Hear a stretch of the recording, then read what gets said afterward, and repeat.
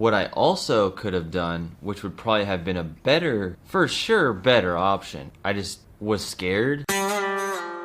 If you're into Subaru's STIs specifically, there's a good chance you like the older ones more than the newer.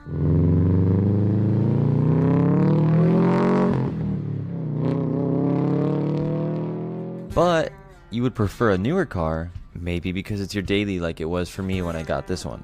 Maybe you just like to have newer things. But the newer ones don't really just have the same feel as the older ones. Since I'm buying the newer one because it has lower miles and it's my daily, am I going to regret not buying an older one and then having to put that work in up front to make it more reliable? Or will I be okay with this purchase buying a newer one and not really look back? This is really hard to assume and figure out without having a lot of time behind the wheel to decide and really see for yourself. 3 years later, I'm able to answer this myself and feel confident about this topic in general. 2018 in January, I bought a 2015 STI.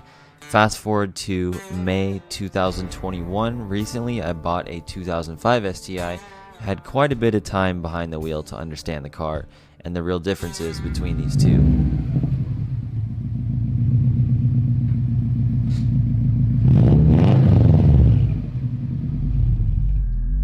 The thing about STIs is they're not a car that you can know a little bit about and get by. A car like a GTI, a Focus ST, even a Mustang, dependent upon what you do to it, if you don't do too much modifying, you can kind of know a little bit, have most of the majority of the work done, maybe fix some minor problems yourself and be good. With the STI having ringland failure very common, it forces you to learn a lot of things, because then you want to upgrade stuff, then you have to learn about fuel systems, then you have to learn about ringland failure, then you have to learn about brake-in oil, then you have to learn about components of an engine, rods, pistons, rings, ring gap, crank, camshaft, timing, ignition, boost pressure, aftermarket turbos, what size. There's so much to it. It's not a bad thing, it's just, are you in a place where you are ready for that? Do you have time for that? Something to consider. Back in 2018, I really wanted an older one, but the only real reason I bought a newer one is because I had zero clue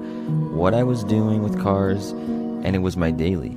By the time the motor was gonna have issues, I knew I was gonna be okay with it. I'd be more mentally ready for it, I would have more knowledge, and I wouldn't have to panic. Having a newer car with lower miles gives me a little time to drive it, not modify it too heavily to the point where I need to worry about something happening like ringland failure. Comparing the two, the wheelbase is 4.3 inches longer on the 2015 model. That does make it a little bit easier to handle when it is loose and you don't have traction. As far as the engine goes, nothing major has really changed. The transmission does have longer gears in the 07 and up models. You don't realize how much nicer the longer gears are until you drive one that's like an 04, 05, 06. They're really short and you don't really think about it until you hop straight into a newer one. So I wouldn't stress about it, but I do prefer the longer gearing.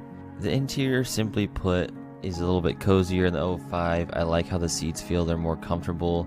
But the 2015 does have a more luxurious feel, the leather, the space in between you and the passenger. It's just a bigger car, but I prefer the 05 by far with the interior. The seating position in the 05 style is a ton of visibility out the front. It's almost like you're sitting up in like a giant fishbowl. You can see the left, right, behind you in your peripheral. You have the big old hood scoop that you're staring at. It doesn't feel very sports car-ish from a seating position standpoint, but it does let you see a lot of what's in front of you, and you can kind of push the limits of when you're driving because of that. People who are used to two-door sports cars, they hop in a Impreza like this and they go, you can see everything, you're so high up. The 2015 is similar, but you can sit quite a bit lower in the car if you want to. You don't see the hood scoop nearly as much because it's much more subtle, and it's harder to see more of what's in front of you. But regardless, you can see a lot in these cars.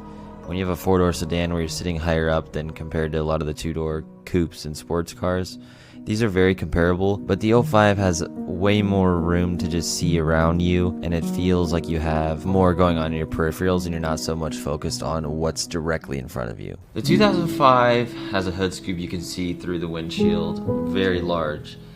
The wing looks cool out the rear view just like all the other ones do, but it's a little bit more prominent in the older one. that body style is what I grew up drooling over at an extremely young age, around like 8th grade or 5th, 6th, 7th, 8th grade, middle school.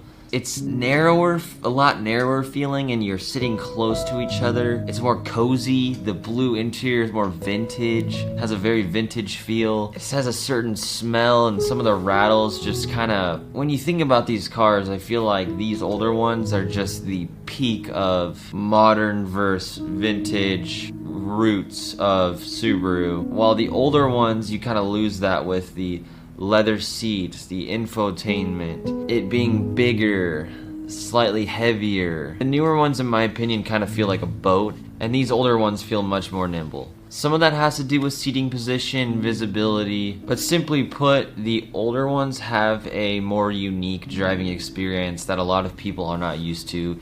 Just by sitting in it and driving down the street, instantly they kind of understand this is different, and I see why people like this. For instance, my dad is into cars. His first car was a 77 Camaro Z28. He's not real into it later in life. I mean, he is, but he doesn't really have a car. He just has a truck, and he's had that for as long as I've grown up. And I bring home the Mazda Speed 3. I bring home the 350Z. I bring home the Focus ST, GTI, the Mustang GT. All these cars, and he enjoys them. But when I brought the 05 home to show him what it was like, let him drive it, he loved the thing. He told me right away, you can't take parts off this car, you gotta keep it, yada yada yada. I tried, it didn't really work out. The more and more I looked into it, the more I realized that I got a really good deal on this car.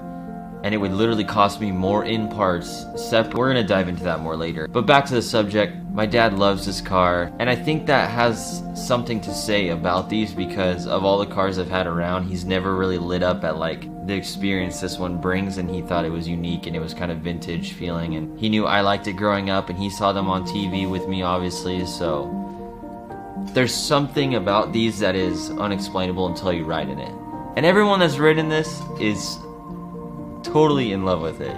I will find a Hawkeye and call it good one day and have all the generations, just so you guys know, because I know you guys are really bummed about this car going away.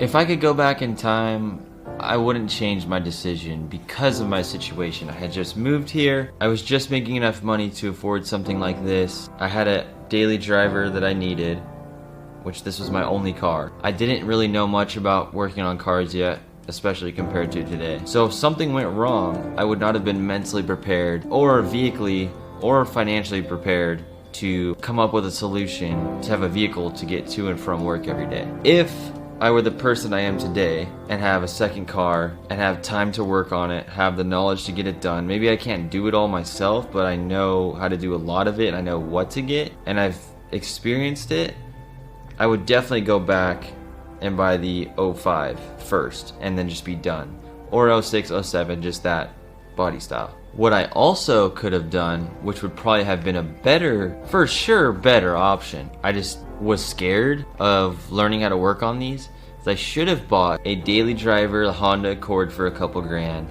and then went and took my money and bought a Hawkeye back then, or a Blaubai, either one, and then built that on the side. But at 20 years old, I was so concerned about having an STI and having one that I could drive a lot, I just went and bought the newer one that could be my daily driver. So if maybe you're out there and you're in that situation and you're worried that you might like the older ones, I would personally have two vehicles, one super cheap daily, and then the Subaru you know you'll want to keep forever. They're only getting more rare by the day.